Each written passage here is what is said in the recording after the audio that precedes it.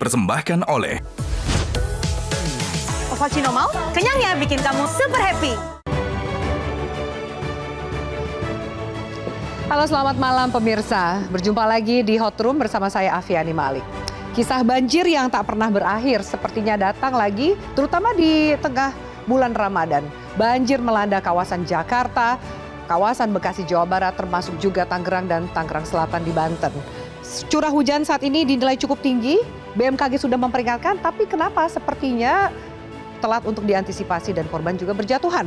Kami akan membahasnya lebih jauh. Inilah Hot Room, kisah banjir yang tak pernah berakhir.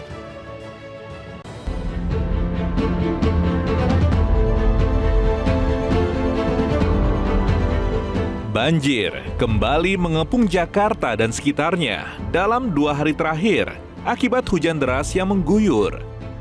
Ratusan titik rukun tetangga atau RT serta ribuan warga terpaksa mengungsi akibat ketinggian air yang masuk permukiman warga. Badan Nasional Penanggulangan Bencana atau BNPB mencatat tidak cuma rumah warga yang terdampak, namun fasilitas sekolah hingga jembatan juga rusak, sehingga tidak bisa digunakan untuk sementara waktu. Sementara itu, Badan Meteorologi, Klimatologi, dan Geofisika mengatakan jika kondisi curah hujan tinggi yang terjadi saat ini belum memasuki fase puncak. BMKG memprediksi puncak cuaca ekstrim di wilayah Jabodetabek akan terjadi pada periode 11 sampai 20 Maret mendatang. Operasi modifikasi cuaca pun dilakukan oleh BNPB di wilayah Jabodetabek untuk mengurangi intensitas curah hujan yang turun. Apakah melakukan modifikasi cuaca akan menyelesaikan akar permasalahan banjir yang terjadi setiap tahun di Jabodetabek? Bagaimana pula dengan anggaran penanganan banjir yang terus meningkat tiap tahunnya? Dan kebijakan apa yang harus dilakukan pemerintah dalam mengatasi banjir? Dan pemirsa, sebelum kita memulai diskusi Hot Room pada malam hari ini, mari kita minum kopi terlebih dahulu untuk menghangatkan suasana. Baik, saya langsung perkenalkan kepada Anda narasumber yang bersama saya di studio. Saat ini di sebelah kanan saya sudah ada Kakak Jupiter, Komisi D DPRD Jakarta dari fraksi Nasdem. Halo Kakak Jupiter, selamat malam. Ya, selamat malam. Terima kasih sudah hadir. Kemudian di sebelahnya ada Muhammad Yohan, Kepala Pusdatin BPBD Provinsi DKI Jakarta. Pak Yohan, selamat malam. Terima kasih sudah hadir. Dan sebelah kiri saya ada Mas Nirwono Yoga, pengamat tata kota. Mas Nirwono Yoga, selamat malam. Terima kasih sudah hadir. Dan pada malam hari ini kami akan mengajak Bapak-Bapak dan juga pemirsa sekalian untuk menyimak seperti apa situasi terkini di salah satu pengungsian korban banjir Jakarta, tepatnya di Wisma Tanah Air di Rawajati. Sudah ada rekan saya Valeri. Valeri, selamat malam. Ya, selamat malam Afi. Valeri, bisa Anda ceritakan seperti apa suasana di tempat pengungsian saat ini Anda berada dan aktivitas warga? Kita tahu bahwa hari ini banjir di Jakarta sudah mulai surut, beberapa warga sudah memulai aktivitasnya kembali termasuk melakukan bersih-bersih rumah mereka. Tapi Anda bisa ceritakan lebih jauh seperti apa kondisi di sana dan juga kebutuhan warga di sana, silakan. Ya baik Afi, benar sekali. Untuk situasi terkini secara khusus adalah di kawasan Rawajati yang menjadi salah satu tempat terjadinya banjir yang diguyur hujan kemarin ini sudah mulai surut. Memang sejak pagi tadi warga sudah mulai melakukan bersih-bersih dari rumahnya yang terkena lumpur terdampak banjir. Tapi kalau misalnya kita bisa bagi secara garis besar ini ada 2 tipe rumah yang terdampak banjir. Yang berlokasi di area atas hanya terdampak banjir, hanya tersisa lumpur, namun untuk bangunan seluruhnya masih berdiri secara utuh. Namun bagi mereka yang berlokasi di area bawah, mengingat kawasan Rawajati ini sangat berhimpitan dengan Sungai Ciliwung, ada beberapa bahkan ratusan ini yang hanyut. Dan saat ini saya sedang berada di salah satu posko pengungsian yang menampung warga dari kawasan Rawajati, tepatnya adalah di Wisma Tanah Air. Ini bisa dilihat ada data di belakang. Di Wisma Tanah Air ini menjadi salah satu dari 2 posko banjir untuk kawasan Rawajati. Di Wisma Tanah Air ini saat ini totalnya data terbaru adalah ada 200 jiwa yang masih mengungsi hingga saat ini ini terdiri atas ada lansia, dewasa, anak-anak dan juga bayi. Sudah ada sejumlah logistik yang disalurkan, ada kasur lipat, selimut, makanan cepat saji dan juga kitwear atau peralatan anak-anak. Dan untuk yang kedua adalah Universitas Binawan yang berlokasi tidak jauh dari sini, yang kabarnya saat ini sedang dikunjungi oleh Menteri Sosial Saifullah Yusuf yang meninjau langsung untuk melihat bagaimana kondisi terkini di sana dan juga kebutuhan. Dan nanti Gus Ipul juga rencananya akan segera berkunjung ke sini. Nah, Afi, kalau misalnya kita bisa lihat, meskipun yang terdata untuk di Wisma Tanah Air ada sebanyak 199 jiwa, untuk total jiwa yang saat ini berada di sini tidak sebanyak itu karena masih banyak warga yang tetap beraktivitas. Tadi saya bertanya kepada sejumlah warga di sini yang menyatakan bagaimanapun ia harus tetap bekerja karena meskipun banjir ini melanda rumah-rumahnya tidak berarti mereka bisa menghentikan aktivitasnya, mereka bisa tidak bekerja, melainkan harus tetap bekerja. Nah, bisa dilihat mereka ini menghabiskan seharian, ini mayoritas adalah ibu dan juga anak, karena memang untuk pria-pria, laki-laki, mereka semua bekerja dan hingga saat ini masih banyak yang belum pulang dan mereka benar-benar menghabiskan bulan Ramadan, tadi puasa sejak sahur hingga saat ini di sini. Di sana juga bisa dilihat banyak warga yang saat ini tengah beristirahat dengan kasur lipat yang disediakan oleh pihak dari Kementerian Sosial. Kemudian juga ada bantuan-bantuan logistik. Lalu juga ada banyak anak-anak, Afi. Mengapa sangat banyak anak-anak? Karena hingga hari ini sekolah ini masih libur. Jadi sekolah baru akan kembali beraktivitas, kembali dibuka esok hari karena memang terdampak banjir. Kita akan mencoba mewawancarai salah satu warga terdampak banjir di sini yang menyebutkan bahwa sebenarnya rumahnya ini saat ini hanyut total dan juga yang merasa masih banyak kebutuhan-kebutuhan yang harus dipenuhi karena merasa apapun yang disalurkan saat ini masih belum bisa mencukupi kebutuhannya saat ini. Selamat malam, Ibu Nuriana. Ibu Nurjana, Iya. apa kabar Ibu? Alhamdulillah sehat. Ibu kondisi bagaimana di sini sama keluarga? Iya betul. Sama suami saya, sama anak saya. Suami saat ini belum ada di sini? Belum, lagi keluar. Bekerja ya Bu, tetap bekerja? Iya, supir. Ibu, bagaimana bisa diceritakan sejauh ini sudah 1 hari ini berarti hari kedua ya Bu di posko pengungsian. Bagaimana sejauh ini apakah semua kebutuhan tercukupi? Ya, kebutuhan ya alhamdulillah tuh saya ini kecukupi. Cuma ya memang saya tinggal di bataran pinggir kali. Barang-barang saya semua habis, kerendam apa ya hilang, gas semua juga habis, baju habis. Jadi saya di penampungan. Berarti benar-benar rumahnya ini kondisinya hancur ya Bu? Ya hancur emang, jebol jendela sama seng atap. Sama sekali sudah tidak ada yang tersisa. Tapi kan sebenarnya ini kawasan, ini bukan kali pertama terjadi banjir di sini Bu. Berarti memang sudah berulang kali? Iya betul, udah berulang kali. Habis ya mau gimana lagi, kita mau pingin pindah ke daerah yang gak banjir, tapi kondisi suami saya penghasilannya di bawah gaji UMR, ya kita harus bisa menyesuaikan diri. Saya juga pingin seperti orang-orang, tapi kemampuan suami saya seperti itu. Saya juga minta tolong dibantu ya, misalnya, tapi saya nggak mau rumah rusun. Saya juga pingin punya rumah, tapi ibarat kata rumah apa sih yang kayak perumahan gitu kan. Jadi saya kan selama ini ngontrak 700 gitu loh. Saya pingin perumahan subsidi, tapi selama ini saya nggak ngerti dan nggak bisa, belum dapet. Saya juga pingin, tapi ya namanya kemampuan suami saya gitu, ya mau bilang apa gitu loh Mbak. Ya saya anak tinggal satu yang sekolah. Nah sekarang banjir yang ini saya nggak tahu. Jadi barang-barang saya habis semua. Untuk kondisi kesehatan ibu, suami dan anak saat ini seperti apa? Kesehatannya alhamdulillah, tapi suami saya kondisinya lagi sakit. Terdampak akibat banjir ini? Iya, satu akibat ya mungkin karena akibat cuaca dingin, banjir kan berapa kali ini banjir. Udah gitu ya kondisi memang rumah saya juga kecil lah.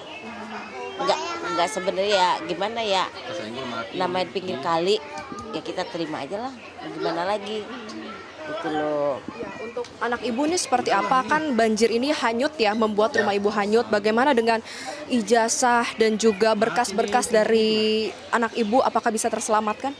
Sebagian ada yang terselamatkan, sebagian ya hanyut. Ya mas, kayak BPJS ya kan, kayak apa KTP. Kalau akte kelahiran juga saya belum periksa apa ada semua, apa enggak ada saya nggak tahu deh. Itu.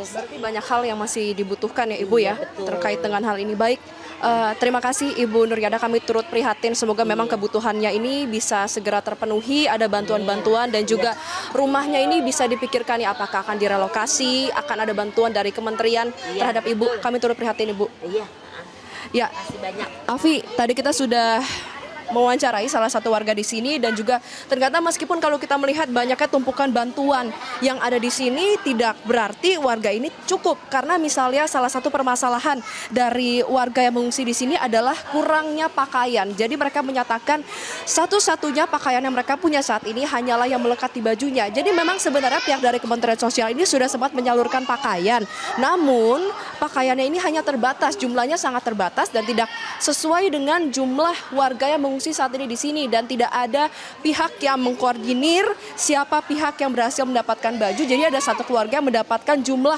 baju dan juga jumlah bantuan yang melebihi, sedangkan masih banyak warga lainnya yang hingga saat ini masih belum mendapatkan bantuan berupa baju dan juga sehingga mereka saat ini masih sangat terbatas dan masih membutuhkan bantuan dari pihak kementerian. Kita akan mencoba mewawancarai kembali keluarga yang saat ini mengungsi di sini. Selamat malam Ibu, dengan Ibu siapa? Saya dengan Ibu Wiwin. Ya, Ibu Wiwin, saat ini kalau saya boleh tahu rumah Ibu ini salah satu yang terdampak hanyut total, apa yang saat ini masih ada rumahnya, masih berdiri namun memang terdampak banjir? Masih ada, cuman kemarin kan kenanya rumah ibu ya dari belakang. Dia dari dapur dulu, jadi ruang depan cuma sebetis lah. Berarti tadi sejak pagi tadi sudah mulai melakukan bersih-bersih? Sudah. Ibu akan tinggal di sini, berarti besok akan kembali ke rumah atau seperti apa? Karena belum dibersihin pakai air bersih, jadi kemungkinan masih di sini dulu aja. Ya. Ibu kan saat ini mengungsi pada saat bulan puasa, Bu. Gimana puasanya, lancar? Apakah semua kebutuhan terpenuhi? Alhamdulillah lancar. Ya alhamdulillah banyak juga donatur, jadi kita lancar-lancar aja, Mbak. Untuk tadi kita berbuka, lalu nanti pada saat sahur, kemarin pagi juga sudah sahur ya Bu. Ini semuanya apakah ada bantuan untuk makanan? Alhamdulillah ada ya, ada Untuk dari Dinsos. kebutuhan yang saat ini sangat dibutuhkan apa? Kalau yang di sini lumayan, selimut udah dapat ya, cuma yang apa ya Mbak? Udah sih kayaknya sih. Apa ya yang peralatan mandi segala macam gitu kali Mbak. Peralatan mandi masih belum ya Bu, masih belum terpenuhi. Ini anak-anak Ibu? Satu doang nih, ponak-ponakan. Oh berarti ini satu keluarga tinggal di kawasan yang sama ya Bu? Iya. Ini kan bukan banjir yang pertama kali ya Bu, sudah Ini siklus yang 5 tahun sekali. siklus 5 tahun sekali, berarti memang tahun 2020 lalu sudah banjir sebesar ini. Udah tahun terakhir 2020. Oke. Ini kan anak-anak masih sekolah. Ini bagaimana mereka melakukan aktivitas dan juga menghabiskan bulan puasa di sini? Kebetulan kan ini puasa baru hari ke-5, memang masih libur Mbak. Baru besok akan mulai sekolah. Oke, berarti besok akan kembali beraktivitas ya Bu. Ya. Baik, Ibu kami turut prihatin. Semoga memang ada bantuannya yang terus cukup ya Bu, sampai Ibu bisa kembali ke rumah Ibu masing-masing. Baik, terima kasih Ibu. Ya Afi, tadi itu wawancara saya dengan sejumlah warga yang saat ini berada di posko pengungsian di Wisma Tanah Air. Tentunya kita akan sama-sama menantikan kehadiran dari Mensos Gus Ipul sehingga mereka bisa secara langsung menyampaikan keluhan-keluhan mereka supaya bantuan yang diberikan ini seluruhnya tepat sasaran, tidak diberikan kepada orang yang saat ini kurang membutuhkan, namun benar-benar tepat sasaran, dan juga ada solusi secara khusus bagi mereka yang tinggal di bantaran Sungai Ciliwung, bagaimana bisa mengupayakan misalnya melalui relokasi maupun hal-hal lainnya agar memang siklus banjir yang selama ini terus terjadi, yang pasti pertama bisa diminimalisir, namun juga supaya tidak ada warga lagi yang tinggal di bantaran kali dan pastinya kebutuhan seluruhnya tercukupi. Sementara demikian Afi. Baik Valeri, terima kasih banyak. Juga tadi kita sudah menyerap aspirasi warga yang menjadi korban banjir. Pembahasan lebih jauhnya pemirsa. Salah satu tadi adalah relokasi. Tapi ternyata tadi Bu Nurjada mengatakan kalau relokasi nggak mau ke rumah susun. Itu mungkin jadi tantangan kenapa kemudian banjir juga tidak bisa diatasi secara sempurna. Kita akan bahas pemirsa usai jeda. Tetaplah bersama kami.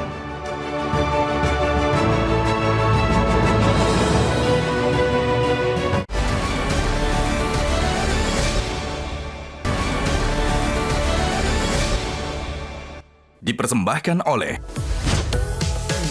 Ovaltino mau? Kenyangnya bikin kamu super happy. Ya, baik pemirsa, terima kasih Anda masih bersama kami. Saya akan langsung ke narasumber yang sudah ada bersama saya di studio saat ini. Saya akan ke Pak Yohan terlebih dahulu. Pak Yohan, dari penanganan banjir yang dilakukan 2 sampai 3 hari sampai hari ini. Sebenarnya apa sih yang terjadi di banjir Jakarta tepatnya selain banjir lokal? Apakah benar juga ada banjir kiriman dari Bogor yang ternyata juga telat diantisipasi oleh para pemangku kebijakan di Jakarta? Baik, jadi kita mulai dari hari pertama ya. Jadi di malam sebelumnya itu sebetulnya sudah ada early warning system. Sehingga ketika ada early warning system itu kami sudah bersiap nih. Kita mempersiapkan malam itu sekitar 116 personil. Ini malamnya hari apa, Pak Yohan? Malam yang pertama hari ya. Senin? Hari Senin. Malam kejadian itu kita sudah mempersiapkan 116 personil. Itu belum lagi dengan dukungan-dukungan dari instansi-instansi lain ya, dari Disbul Karmat, kemudian dari Satpol PP, kemudian dari Dinas Kesehatan juga ada ya, belum lagi ditambah dengan para relawan, juga dari Dinas Sumber Daya Air, pasukan birunya ini sudah standby karena sudah ada early warning system ya, dan early warning system itu muncul dari alat yang memang kami miliki di bantaran Kali Ciliwung ya, itu sudah alert, dan ditambah lagi dari prediksi dari BMKG, juga dari BNPB yang sempat ada sinyal digital di TV digital itu menyampaikan bahwa air dalam beberapa waktu lagi akan tiba di wilayah Jakarta. Dari Katulampa nih? Betul, ya. Jadi pada saat air itu mulai muncul pukul 1, ini kita sudah bergerak semua nih. Iya. Untuk persiapan evakuasi warga, juga untuk mendistribusikan makanan siap saji. Karena kan posisinya lagi bulan Ramadan ya. Jadi perintah Pak Gubernur jelas jangan sampai ada warga yang tidak sahur ataupun tidak buka puasa. Ya. Yang muslim ya, yang sedang menjalankan ibadah ya. Jadi pesan itu jelas. Kemudian sebagaimana kita tahu juga relawan di Jakarta itu kan cukup banyak ya, yang tercatat aja ada 6.000 gitu. Jadi pada dini hari itu ketika kita mulai juga sahur hari kedua ya, udah itu semuanya semua bergerak membantu warga. Membantu warga. Namun demikian dari malam harinya pun dari pukul 8 kita sudah melihat ini debit air dan curah hujan di wilayah, khususnya di wilayah Bogor tuh sangat-sangat tinggi ya, dan durasinya cukup panjang. Sehingga aliran air ke Kali Ciliwung dari hulu ke hilir akhirnya tiba di Jakarta ya. Yang terjadi ini terjadi gitu. Di Genangan ya, Genangan. Dan titik tertinggi itu kita sampai paling tinggi itu 122 RT yang tergenang ya. Dengan ketinggian yang paling tinggi sekitar 3,5 meter. Iya, ada 3,5 meter. Bahwa sebenarnya sudah dilakukan antisipasinya, tapi memang ada curah hujan yang tinggi, ditambah juga kiriman air, debit air yang begitu besar, sehingga memang banjir tidak bisa dielakkan di Jakarta gitu ya Pak Yohan. Dan kami ini baru saja menyelesaikan operasi modifikasi cuaca seminggu sebelumnya. Jadi banyak yang mengkaitkan dengan operasi modifikasi cuaca. Nah pada saat hari pertama terjadi kejadian itu memang kami sedang tidak di posisi mengadakan operasi modifikasi cuaca. Belum ada modifikasi? Belum ada cuaca. Dan memang curah hujan yang tinggi itu lebih dominan di wilayah Jawa Barat. Sehingga tadi malam akhirnya BNPB itu melaksanakan operasi modifikasi cuaca. Dan Pak Gubernur pada saat peninjauan ke lokasi-lokasi banjir, ini juga salah satu instruksi beliau adalah segera lakukan operasi modifikasi cuaca. Jadi pagi hari tadi kita sudah melaksanakan rapat persiapan untuk melaksanakan operasi modifikasi cuaca. Makanya hari ini nggak hujan karena dampak dari modifikasi yang dilakukan? BNPB. Ya, kalau kami baru merapatkan gitu. Karena untuk melaksanakan satu operasi modifikasi cuaca itu nggak serta-merta ya, itu kita perlu pertimbangan dari BMKG, dari BNPB selaku instansi vertikal, dan kemudian kan kami juga didukung oleh TNI Angkatan Udara ya. Kami menggunakan pesawat. Jadi menutup modifikasi cuaca tuh nggak semudah itulah, ada proses dan jalur administratif yang perlu dilakukan. Betul. Baik. Saya tanya ke Kakak Jupiter. Kemarin pas banjir turun ke lapangan nggak sebagai perwakilan rakyat Jakarta nih? Ya, kemarin di Jakarta Timur terutama yang lebih banyak terendam banjir, kami memberikan bantuan 1.500 kotak, kebanyakan nasi. Kemudian memang di sana itu lebih banyak, mereka lebih membutuhkan obat-obatan. Karena mereka mengeluh terkait penyakit kulit, kemudian juga terkait dengan sabun mandi dan perlengkapan mandi. Dan di samping itu juga mereka lebih membutuhkan untuk tempat pengungsi yang lebih layak. Nah, oleh karena itu kami juga sudah menyampaikan kepada Dinas Perumahan agar segera dilakukan sosialisasi kepada mereka, karena untuk yang tinggal di bantaran kali, khususnya di Kali Ciliwung dan ada 15 kali di Jakarta ini, setiap tahun itu ketika banjir kiriman dari Bogor ataupun dari daerah penyangga, karena di Jakarta ini kan daratan yang paling rendah.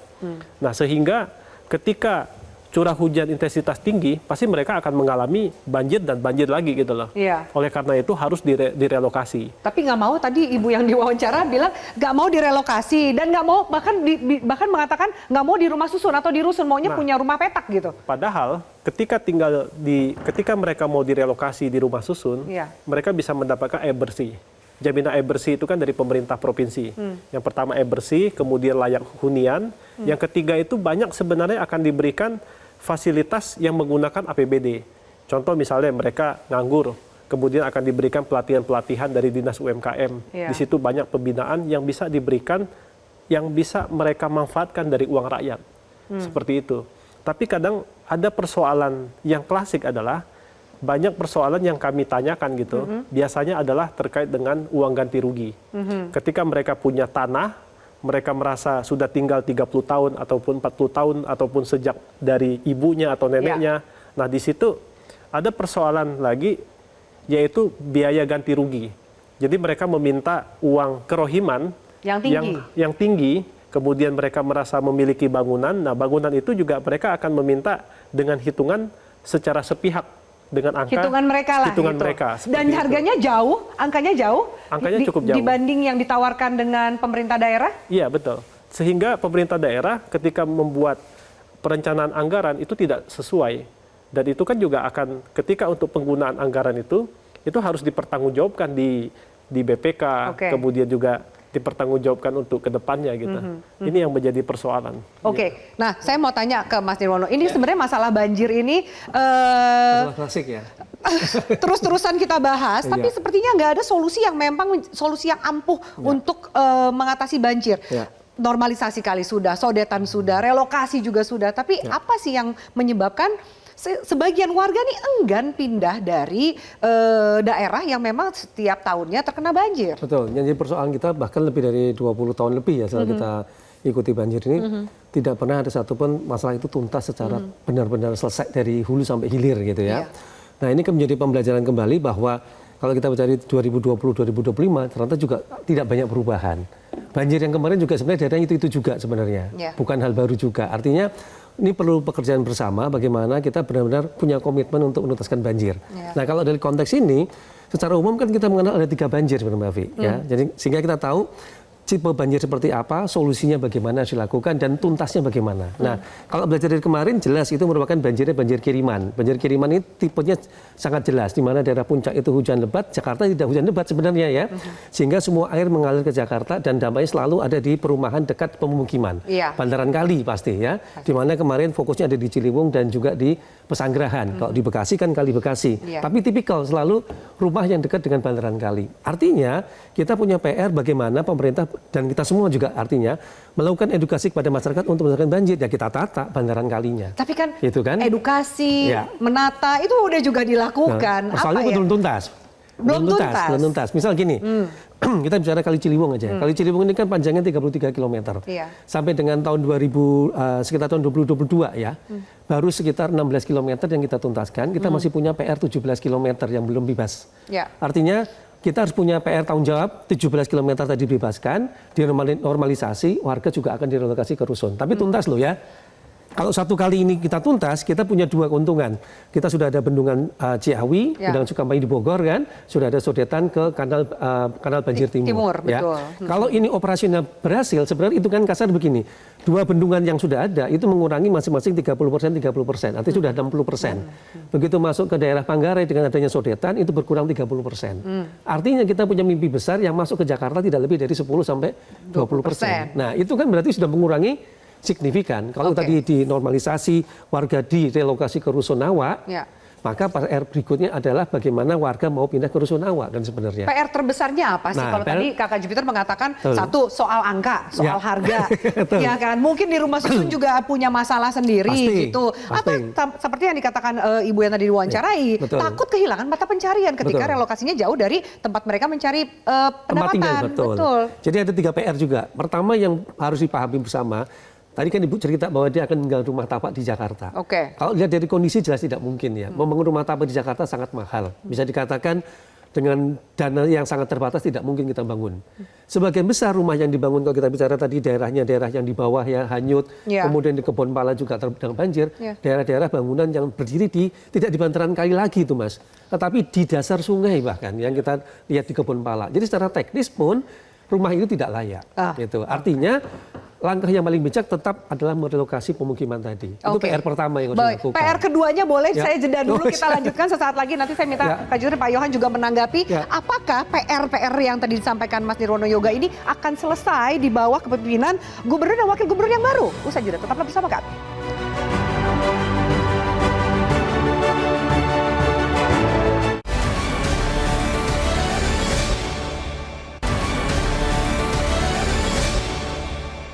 Dipersembahkan oleh Ovaltino mau, kenyangnya bikin kamu super happy. Pemirsa, pembahasan semakin hangat dan agar terfokus, kita minum secangkir kopi yang nikmat. Baik, saya lanjutkan. Tadi PR1 adalah soal lahan. Kalau kemudian ini tidak bisa diselesaikan, banjir akan terus berulang. Sudah pasti. Jadi itu PR pertama yang harus diselesaikan. PR kedua, mohon maaf tadi saya potong, silakan dilanjutkan. Rusunawa. Kan mereka kan direlokasi ke Rusunawa tadi kan. Banyak yang bilang tadi warga tidak enggan berpindah ke Rusunawa. Nggak mau. Nah, berarti kan si is beling harus diajak dulu. Rusunawa yang ada sekarang seperti apa? Kondisinya yang terbaru bagaimana? Bahkan kemarin Pak Wagub sudah cerita diajak ke Rusun Jakarta misalnya.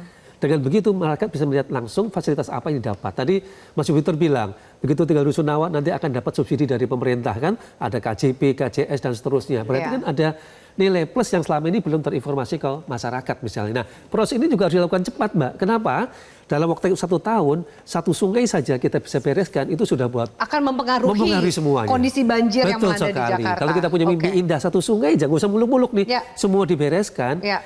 12 sungai di Jakarta bisa dilakukan secara bertahap. Oke, Gitu. soal Rusunawa dan lahan, Mas Jupiter, ini juga orang pada tahu nih ya, ada mungkin mafia tanahnya, warga juga takut pindah karena jauh dari tempat mereka mencari mata pencaharian gitu. Apakah juga permasalahan ini ditemukan saat Anda turun ke lapangan dan kira-kira apa solusi yang bisa ditawarkan oleh DPRD? Ya memang nggak bisa dipungkiri ya. Kadang-kadang terkait dengan pembebasan, walaupun tanah itu adalah di atas tanah negara. Kadang-kadang banyak stakeholder yang memiliki kepentingan untuk menunggangi, untuk mendapatkan keuntungan lebih dari pembayaran uang kerohiman dari APBD, dari uang negara. Nah, oleh karena itu, kita berharap Pemprov untuk lebih bisa mensiasati, yaitu menggandeng aparat keamanan. Yaitu misalnya menggandeng kejaksaan dan kepolisian, kemudian di situ ada APH, termasuk ada Satpol PP, dan memang harus dibutuhkan juga ketegasan dan edukasi. Seperti yang disampaikan oleh Mas Nirwono Yoga, bahwa mereka ini belum tahu nih, ketika direlokasi ini padahal tempatnya jauh lebih baik, jauh lebih layak. Di sana mereka bisa mendapatkan kemudahan, fasilitas, tempatnya lebih nyaman, mungkin toiletnya juga lebih baik dibanding tempat yang sekarang, apalagi di bawah bantaran kali tersebut kan. Ya. Nah kemudian juga di sana kan, terutama air bersih itu kan pasti akan sulit. Nah ketika mereka Pindah. tinggal di sana, tentu pasti akan lebih layak hidupnya, Oke. akan lebih baik. Oke, nah antisipasi kalau kemudian tadi ada 2 PR dari Mas Nirwono Yoga, 1 tahun saja. Ya. Nah BMKG mengatakan bahwa sebentar minggu depan tanggal 11 Maret itu juga perlu diantisipasi curah hujan yang lebih besar. Dari BPBD sendiri Pak, antisipasinya apa? Kalau sekarang memang kita bersyukur sudah surut dan warga sudah mulai Ya. membersihkan dan membenahi lagi rumah mereka, tapi minggu depan jangan sampai kemudian keulang lagi bahkan dengan kondisi yang lebih parah. BPBD mengantisipasi dan himbauannya apa? Tadi saya sudah sebutkan bahwa ada arahan langsung dari Pak Gubernur ya untuk melaksanakan operasi modifikasi cuaca. Tadi pagi itu sudah dirapatkan. Jadi ini sesegera mungkin ini dalam beberapa hari ke depan menyiasati apa yang disampaikan oleh BMKG, BPBD ini akan melaksanakan modifikasi cuaca ya. Ya. Ini sesegera mungkin gitu. Ya. Untuk saat ini kan masih tercover dari pelaksanaan yang dilaksanakan oleh BNPB di wilayah Jawa Barat ya, dan memang sumber airnya itu kan dari Jawa Barat ya. Oleh karena itu situasi hari ini genangannya bisa surut sampai sekarang ini tinggal sisa 17 RT. Bayangkan kalau memang tidak ada langkah Modifikasi di Jawa Barat. ya. Dan memang faktanya ketika kami mulai melaksanakan modifikasi cuaca, itu di bulan Desember akhir tahun lalu kita mengadakan selama 2 fase ya. Itu selama 2 fase itu memang atas prediksi dari BMKG ini akan ekstrim. Akhirnya kita melaksanakan dan memang pada saat pelaksanaan ini tidak ada genangan sama sekali. Begitu juga beberapa minggu yang lalu kami mengadakan operasi modifikasi cuaca selama hampir seminggu ya. Ini juga sama hasilnya. Jadi ada satu timbul harapan dari masyarakat bahwa dengan langkah-langkah inovatif yang dilakukan ini bisa menyelesaikan banjir. Tapi ekspektasi masyarakat itu dengan faktual di lapangan seperti kita sudah melakukan pembangunan infrastruktur ya, Pemprov DKI Jakarta khususnya di Dinas Sumber Daya Air, itu anggarannya cukup masif untuk penanganan banjir ya, dengan perbaikan infrastruktur dan lain-lain. Tadi disebut oleh Pak Nir bahwa Sungai Ciliwung itu 33 km ya, dan ini saya tambahkan lagi sudah 17 km Pak dari Dinas Sumber Daya Air. Terakhir justru di Rawajati ya Pak Jupiter ya. Itu kita berhasil Dinas Sumber Daya Air itu membebaskan sekitar 200 meter ya panjangnya, itu berhasil dibebaskan dan langsung dikerjakan itu untuk normalisasi. Ada saya menemukan statement gitu ya, di media dikatakan warga mengatakan mengeluh sudah dibikin sodetan, normalisasi, tapi tetap banjir juga. Bagaimana Anda menjelaskan bahwa kenapa rumah mereka tetap banjir? Apalagi Anda katakan di Rawajati sebenarnya juga sudah ada pembebasan lahan. Betul. Gimana menjelaskan itu ke warga yang hari ini jadi korban banjir, Pak Yohan? Jadi banyak aspek ya. Jadi itu saya baru menjelaskan sedikit. Itu yang dilakukan oleh Pemprov DKI Jakarta. Kita juga dapat dukungan dari pemerintah pusat. Sodetan Ciliwung itu yang bangun Kementerian PU ya. Dan dari hasil penelitian itu baru berhasil mengurangi banjir Jakarta totally itu baru 8%. Dari Baru hasil, 8%. Baru 8%. Dari targetnya berapa Pak Yohan? Dari 8% ya tentunya warga itu kan punya ekspektasi ya. Maunya langsung kering gitu. Jadi ekspektasi warga itu dengan dibangunkan sodetan ini banjirnya hilang gitu. Padahal nggak seperti itu. Dan kalau dilihat dari, mohon izin nih karena background saya sama dengan Pak Nir ya. Batavia itu atau Jakarta itu awal mulanya dibangun oleh Belanda karena karakteristiknya yang sama seperti di Belanda ya, berada di bawah permukaan air. Jadi ada yang sudah kita lakukan, melakukan pembangunan infrastruktur, dilanjutkan itu adalah banjir kanal timur. Karena banjir kanal baratnya ada, kemudian banjir kanal timurnya belum jalan, akhirnya dibangun banjir kanal timur, dan beberapa wilayah di Jakarta Timur itu saat ini memang sudah tidak sering terjadi banjir ya. Tapi ternyata permasalahannya seiring dengan waktu bertambah. Jadi harus ditambah lagi penyambung antara dua kanal itu. Ada yang namanya sodetan Kali Ciliwung. Jadi ini secara simultan dari tahun ke tahun kita lakukan berbagai langkah pembenahan ya, pembangunan infrastruktur dan lain-lain. Tapi kalau kita tidak terus melakukan itu dan tidak melakukan kolaborasi yang baik antar semua pihak, karena intinya adalah menangani bencana itu tidak bisa sendiri. Pemerintah itu tidak bisa sendiri. Harus juga partisipasi dari warganya. Ada konsep yang namanya pentahelix, ini yang seperti ada di logo BPBD ya. Ini logo internasional. Pentahelix itu ada pemerintah, swasta atau dunia usaha, dan masyarakat. Ini harus bahu-membahu dalam hal ini mitigasi dan penanganan bencana ya. Kalau ini hanya dikerjakan oleh satu pihak, ini nggak akan pernah selesai. Dan alhamdulillah kami cukup mendapat dukungan yang cukup suportif sekali dari Dewan ya. Dari Dewan ini sangat mendukung untuk bukan hanya penanganan, justru dari mitigasi pun Dewan sudah cukup aware kepada kami, yang dibuktikan dengan mereka menyetujui anggaran untuk pembaharuan alat early warning system. Itu berita baiknya. Untuk 11 Maret nanti, apa yang bisa diharapkan, apa yang bisa diantisipasi warga? Yang bisa diantisipasi warga, sekarang warga ini kan dekat dengan yang namanya gadget atau gawai disebutnya ya. Nah, kami secara masif di BPBD juga di seluruh instansi Pemprov DKI Jakarta ini mengeluarkan yang namanya konten-konten edukatif yang sekarang yang lagi happening itu di Instagram. Nah, kami juga melihat ada segmen masyarakat tertentu yang memang level usia tertentu yang menggunakan Instagram. Itu kita masifkan sekarang domain utamanya di Instagram, tapi kita connect sama Facebook juga kita nggak tinggalkan karena masih banyak juga masyarakat yang itu kan menggunakan sosialisasinya Facebook. nih Pak, tanggal Betul. 11 Maret anggaplah BMKG sudah memberikan warning. Ya. Mereka harus bersiap misalnya memindahkan barang, menyiapkan baju, surat-surat berharga itu dari tanggal berapa supaya kemudian tidak memakan korban imaterial lebih jauh. Ada satu solusi ya yang ini muncul tahun lalu nih sangat happening ya ketika ada isu megatrust. Disitulah muncul yang namanya tas siaga bencana. Ya. Nah, ada baiknya mungkin tas siaga bencana itu disiapkan di setiap rumah, jadi nggak menunggu tadi tanggal 11 ya. Jadi mulai sekarang siapkanlah semua tas siaga bencana itu. Iya. Jika ternyata harus mengungsi, sudah tinggal dibawa oleh si pemilik. Kemudian apa saja isinya di tas siaga bencana itu? Ya tentunya yang pertama itu harus ada uang cash, ya, ada uang cash dengan jumlah secukupnya. Kemudian itu surat-surat berharga yang tadi Ibu sampaikan itu kan terbawa hanyut.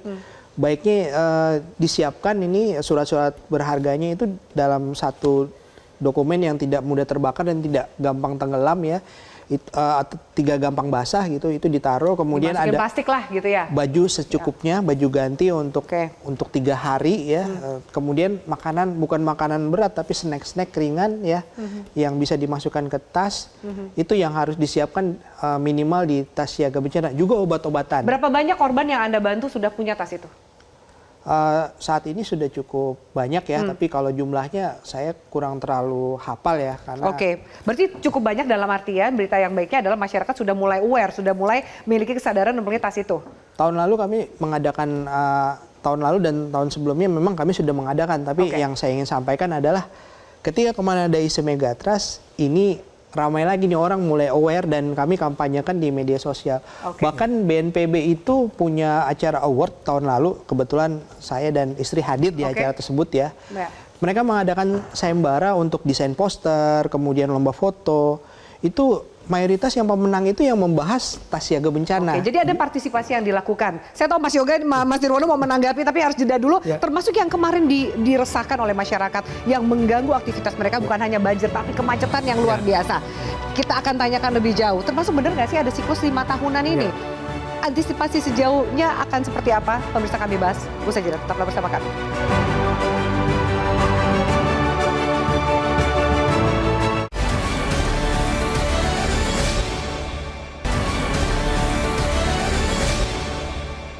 Dipersembahkan oleh Ovaltino Mall, kenyangnya bikin kamu super happy. Ya, kami lanjutkan pemirsa. Mas Nirwono, tadi kita mendengar penjelasan dari Pak Yohan bahwa ada modifikasi cuaca. Sosialisasi untuk partisipasi masyarakat juga terus diaktifkan, ya kan? Tapi tanggal 11 Maret prediksinya selain ada banjir kiriman, lalu kemudian banjir lokal di Jakarta, ada juga rob. Situasinya mungkin akan lebih parah dan harusnya 1 minggu ini kita bisa lakukan sesuatu untuk mengantisipasi. Betul, jadi yang perlu diingatkan adalah peringatan tanggal 11 sampai 20 itu kan belum ada yang pasti tanggal berapa, hari apa, jam berapa kejadian akan terjadi puncak musim hujannya. Oleh karena itu tadi kita tentu apresiasi yang paling utama dalam jangka pendek ke depan tentu tempat pengungsian yang lebih maksimal tentunya. Ini jangka pendek kita bicara itu. Tentu selain modifikasi. Nah, catatan untuk modifikasi cuaca lebih mendistribusikan hujan sebenarnya. Ya. Artinya kan hujannya dipecah intinya. Sehingga tidak menjadi satu tempat. Tetapi itu kan tidak menyelesaikan masalah banjir. Oleh karena itu tadi PR yang kedua, kita fokuskan daerahnya adalah daerah penanganan banjir kiriman daerah mana saja, pasti dekat sungai-sungai. Kan titiknya sudah itu aja. Nah betul, jadi fokusnya di situ kan. Kemudian banjir lokal tadi, daerah-daerah misalnya cekungan, drainasenya buruk itu udah pasti akan terdampak. Underpass itu udah pasti akan daerah yang mudah tergenang. Sampai dengan kebanjiran udah pasti pemukiman di arah pesisir utara. Ya, itu jadi sudah tahu identifikasi mudahnya seperti itu. Itu langkah keduanya.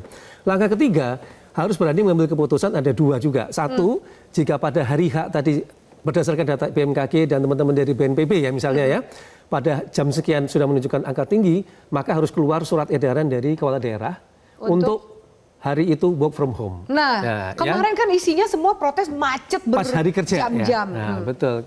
Dengan adanya itu, memang tadi kejadian pagi ya, itu kan dini hari.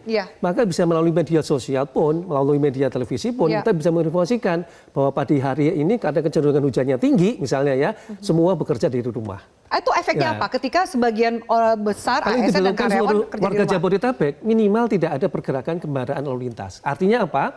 Memudahkan bagi petugas pemerintah daerah untuk mengatasi banjir, fokus. Tidak ada kemacetan kan? Karena semuanya tetap ada di rumah tetapi tetap bekerja, sementara petugas yang ada di lapangan lebih fokus kepada penanganan banjir. Kemarin Ya. satu menangani banjir, satu menangani kemacetan. Iya. Ya. Artinya konsentrasinya terpecah. Padahal kalau tadi disuratkan surat edaran libur sehari 2 hari kan nggak rugi sebenarnya. Apalagi tadi work from home ya, maupun sekolah maupun kantor. Jadi anak-anak sekolah juga libur. Libur. Artinya pemerintah bisa fokus penanganan banjir. Itu yang paling mudah bisa dilakukan gitu kan. PR kedua yang tidak kalah penting dengan konsep aglomerasi. Seluruh kepala daerah harus duduk bersama. Beresin wilayah banjir dari hulu ke hilir tidak mungkin selesai oleh Jakarta sendiri. Betul. Bagaimana komitmen Kabupaten Bogor, Kota Kota Ya. Depok, Kota Bekasi, Kabupaten Bekasi, sampai ke Kota Kabupaten Tangerang dan Tangerang Selatan. Tanpa itu, tahun depan kita akan ngumpul lagi di sini ngomongin hal yang sama, banjir hal yang Berarti sama. banjir ini belum berakhir gitu Belum ya. berakhir, Karena betul. apa yang Sesuai kita dengan bahas itu judulnya. tidak bisa berjalan dengan baik. Kakak Jupiter, bahwa kemudian tadi sempat diangkat oleh Mas Nirwono soal daerah-daerah. Saya sempat mendengar bahwa ada beberapa daerah yang merasa, oh anggarannya jangan dipakai untuk menyelesaikan banjir di daerah tetangga gitu. Bagaimana menurut Anda solusinya? Kepala daerah dan juga DPRD bisa melakukan apa supaya sinkron semua daerah ini sama-sama tegang rasa mendapatkan musibah yang sama dan menyelesaikan juga bersama? Ya, benar. Jadi setiap tahun, pertama anggaran untuk Pemprov DKI dalam penanganan banjir itu selalu naik. Dan untuk anggaran di tahun 2025 ini, anggaran sebesar 3,9 triliun. Nah, kemudian dengan konsep aglomerasi yang sudah dibuat, ini tentu sebenarnya untuk jangka panjang, untuk dalam penanganan banjir sebetulnya diperlukan adalah dalam penataan ruang secara integrasi dan komprehensif. Ya. Nah, saat ini saya yakin bahwa kepala daerah kemarin kan masih cukup lama dipimpin oleh PJ. Nah, sekarang sudah definitif. Jadi sudah bisa eksekusi Sudah harusnya. bisa eksekusi dengan pengambilan keputusan decision maker oleh Pak Gubernur. Saya yakin ke depan seharusnya untuk penanganan banjir untuk di daerah penyangga termasuk di Jakarta itu bisa lebih masif dan bisa lebih cepat dalam penanganannya. Karena anggaran di Jakarta pertama cukup tinggi. Yang kedua, setiap tahun anggaran untuk penanganan banjir selalu ditambahkan. Nah, dengan konsep aglomerasi ini, duduk bersama dengan kepala daerah, dengan Bupati Bogor, dengan Wali Kota Bogor, Ya. dengan kemudian termasuk Bandung, Gubernur Jawa Barat, di situ bagaimana anggaran itu bisa secara bersama-sama dan didukung oleh pemerintah pusat. Tidak bisa apa yang disampaikan oleh Pak Yohan tadi, Iya. kebencanaan dalam melakukan, memperbaiki ataupun dalam menanggulangi kebencanaan itu tidak bisa dilakukan hanya dengan sendiri. Apa sih hambatan komunikasinya? Anda menemukan hambatan komunikasinya nggak kemarin-kemarin?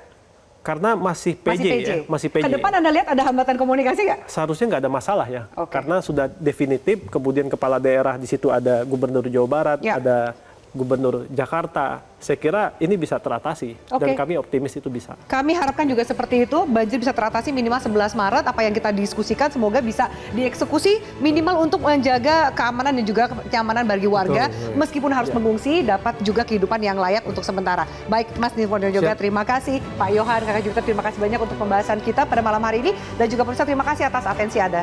Kita jumpa lagi di lain kesempatan. Selamat malam, sampai jumpa.